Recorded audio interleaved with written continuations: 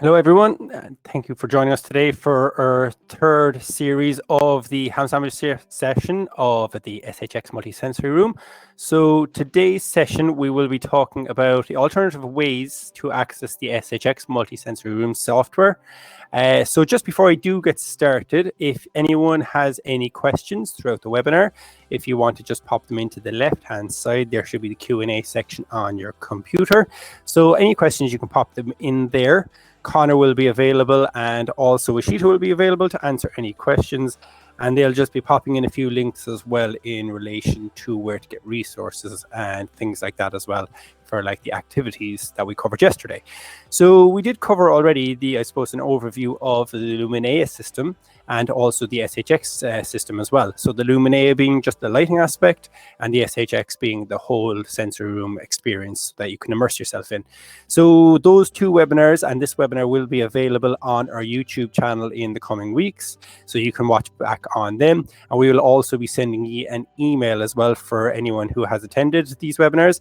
You will also receive an email after these towards the end of the week, and that will be basically just a recap, just a few links as well, and just maybe the recordings might be on that email as well. I'm not 100% sure, but they possibly be there as well for you.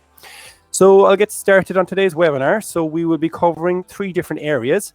So the areas we'll be covering will be how access methods make the SHX more immersive, also the different types of access methods that are available in the SHX room, and also we'll be demonstrating just by videos as well. I'll be showing you a few videos of just the access methods as well, and how you use those different access methods within the sensory room.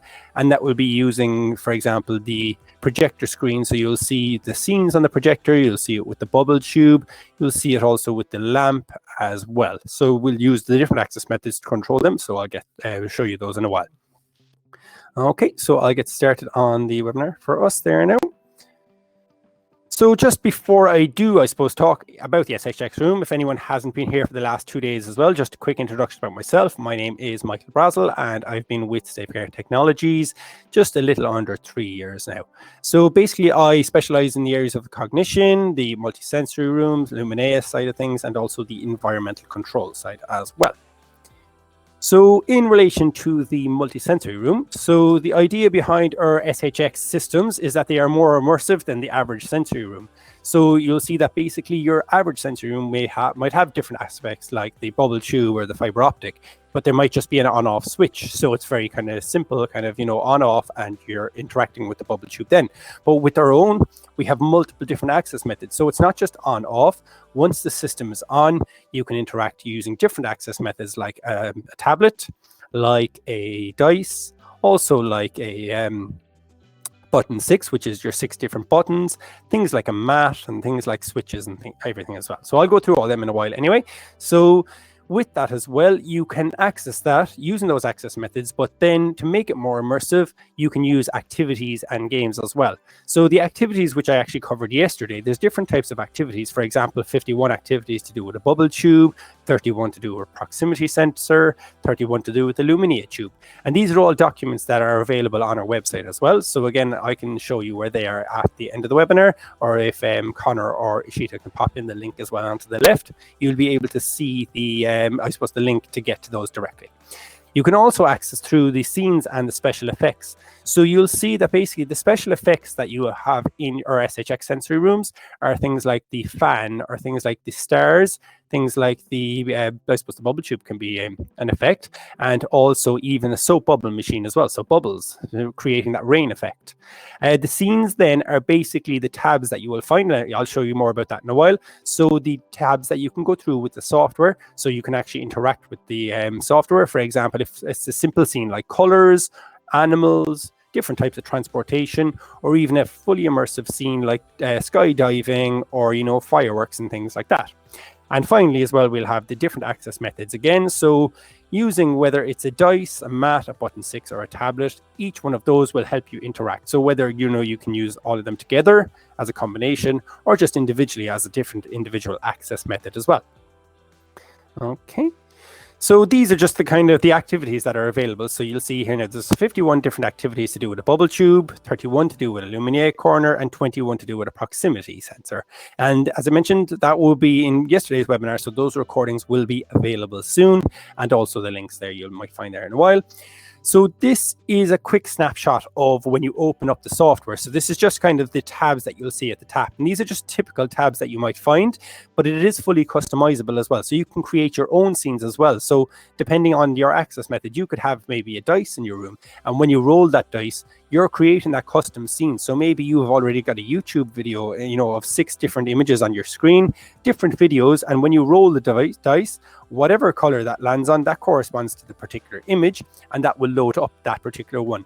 So let's say, for example, I rolled the dice, it landed on red. Red could correspond to the fireworks, and my fireworks scene will actually appear then. So I'll just go to the next slide and just kind of show you a few examples of some of the scenes that are on the software. I'll just play this for you here now.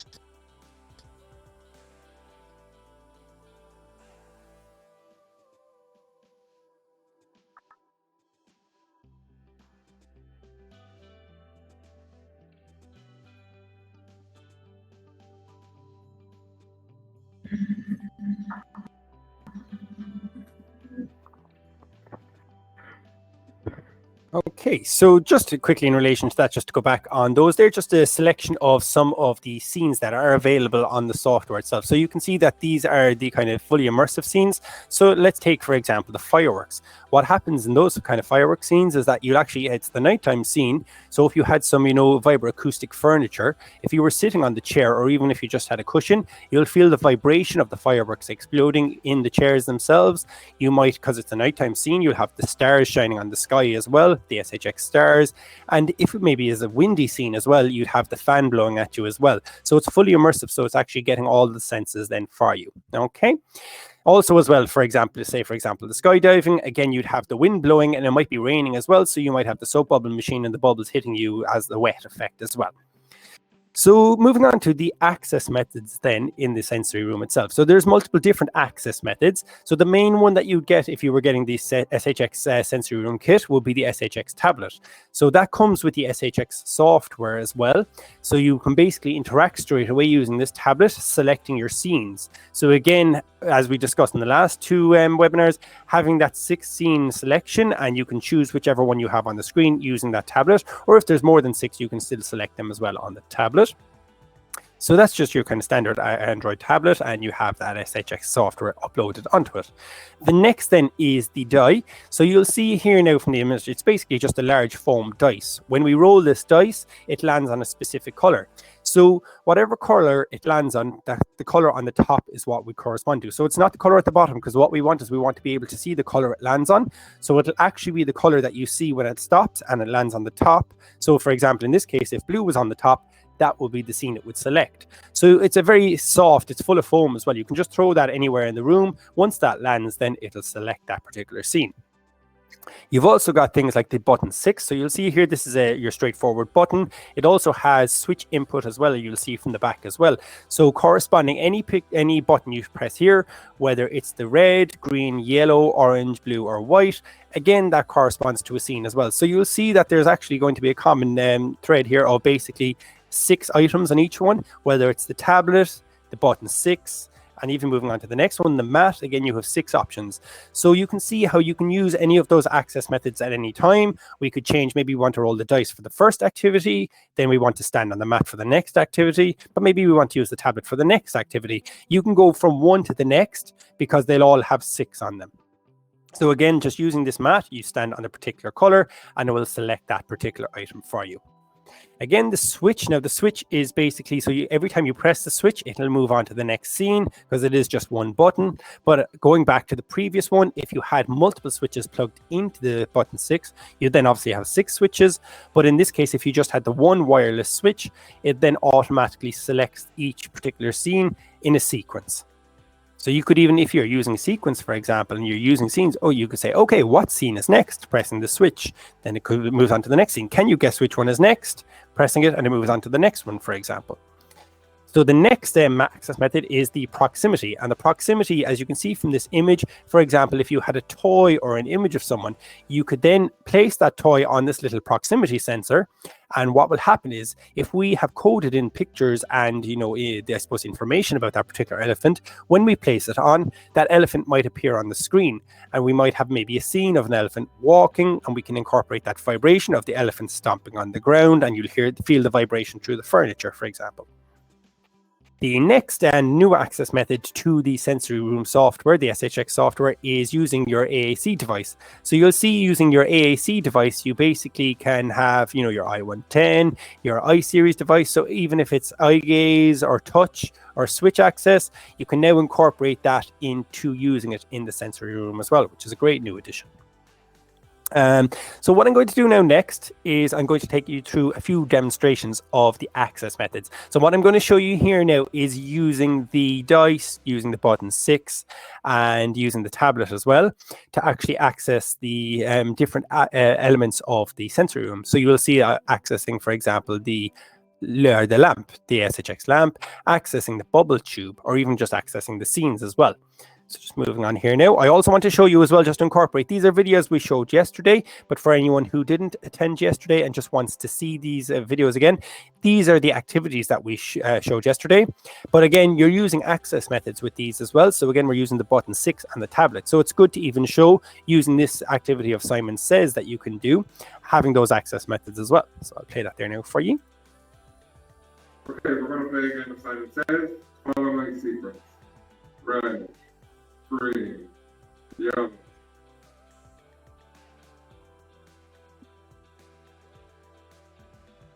So you can see even from this particular activity that you're using those two access methods. So Connor's on the right and Marie's on the left. So depending on which one you want to use as your particular access method for the user, you can see how you could swap that around for the particular user. If they wanted to use the tablet or if they wanted to use the button 6, both access methods can be used at the same time. Okay, and the next one then, so this is just questions. So if you get it right, well, you get a flop. I'm going to ask you some questions, and if you get the right, we'll see some falls. So, easy one to start. Where do you live? In Cork. Where do you work? In Safecare Technologies. What is your name? Marie. Great. Okay, so you see again, using that access method of the tablet, we're incorporating activities as well, and then it's pretty much a game of, telling the truth. So what is your name? My name is Marie. If I get it right, the bubble tube will flop. So we're using that access method to flop the bubble tube then. Okay. So next, I'm just going to show you a few different videos as well of the access methods. So in this case, there's going to be using the Luminea lamp with different types of access methods. So the first one I'm going to show you here now is using the lamp and the tablet. Okay, just bear with me now.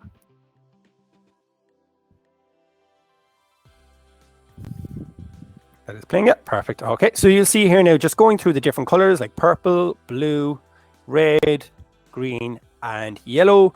We're able to change just with the flick of a switch, and even turning it off as well. We can go through the different colors, and we can put it on auto as well, where it'll change automatically for us. Okay. Then the next one we'll have, I think, is the button 6. So you'll see here the button 6. And as I mentioned, you have those 6 buttons that are on that button 6. And you can also access this using the switch access on the back of it as well. So again, Pressing the buttons gently, we can press down on the color like yellow and blue and red.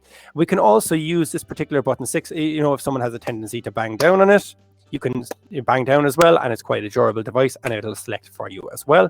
And finally, then you have the dice. So as I mentioned earlier, it's the color that lands on the top. Now, in this particular video, you can't really see the color on the top, but you might be able to see when it does land. For example, I think that's orange there now, or white, or orange, it's landing on, sorry, yep. And then finally, we have it landing on blue, and you'll see that it will change to blue then as well for us. So you'll see that it's the color that corresponds on top will automatically change in the particular scene for us. Okay, so moving on to the next one. This is going to be the illuminated tube. So the bubble tube in the SHX room, again, using the different access methods. So for example, the first one using the SHX tablet. You'll see here now, so we can interact again, changing it to red, for example, changing it to green, yellow. So you'll see how you can change it, and you even have control with the tablet as well. You can change it so it's flopping, you can change it so it's just on and off and things like that as well. So you can have automatic flop where it flops every few seconds and so on, or turning it on and off, or changing color with the tablet.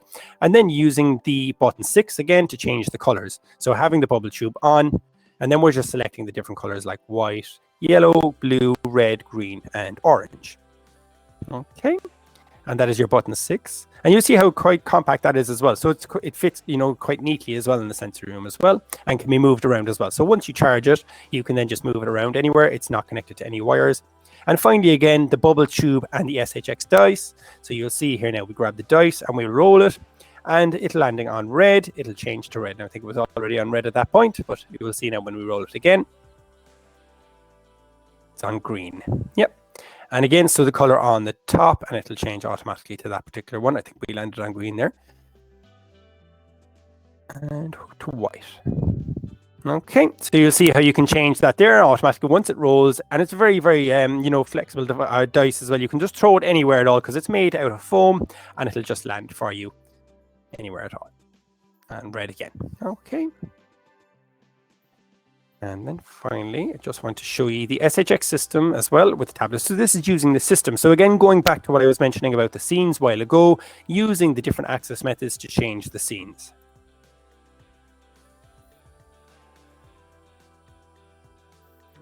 So you'll see here now we're using the tablet first, and I'm selecting the fireworks scene.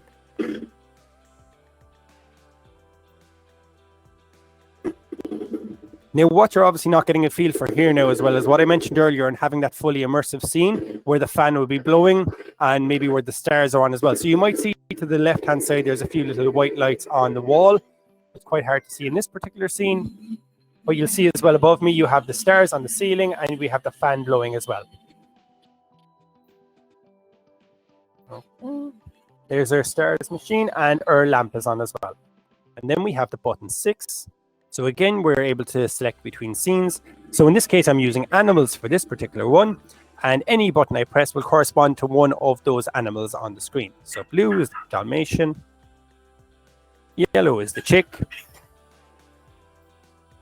And again, we can bring this down to any basic kind of scene as well. For example, if you're just working on colors, or if you just wanted to work on particular maybe transportation, like a car, plane, truck, and things like that. And again, rolling the dice. We're changing it from the horse to the chick.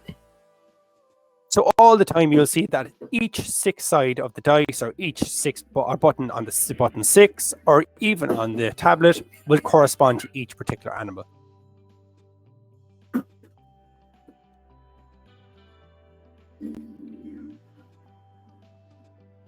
Okay.